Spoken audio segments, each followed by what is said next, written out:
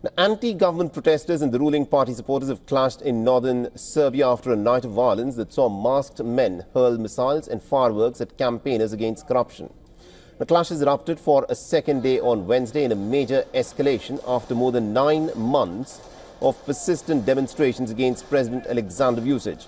The cordons of riot police squared off against the protesters in Belgrade and used tear gas in an effort to disperse the crowds. At one point, the demonstrators in fact threw water bottles at the police after they attempted to make an arrest. The simultaneous protests were also held across Serbia on Wednesday, mostly outside of local headquarters of Vučić's Serbian Progressive Party, including in the northern city of Novi Sad. Now, the local media reported that the two groups had thrown flares and other objects at each other in Novi Sad, prompting the riot police to intervene.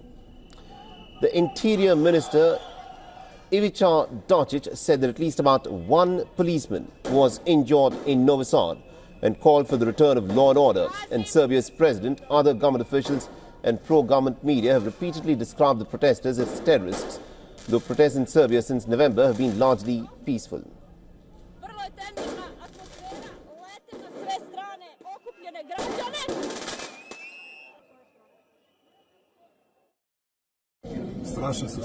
Terrible things were done tonight in Novi Sad. They are still doing them, but when you show will and desire to solve things with peace, endurance, and patience, then you always bring victory in the end.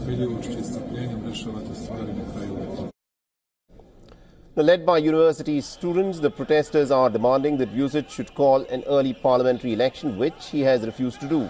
The protesting students have also called for the ouster of the Interior Minister Dačić over recent violence at the demonstrations.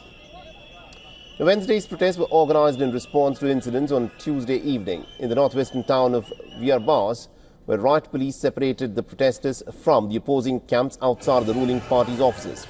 The student-led protests in Serbia first started in November after a train station canopy collapsed in Novi Sad, killing about 16 people and triggering accusations of corruption in state infrastructure projects.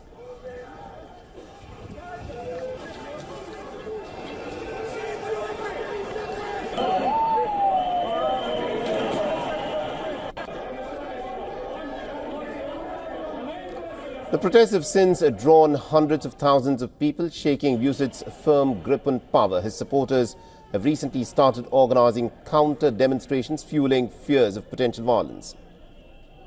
For all the latest news, download the WION app and subscribe to our YouTube channel.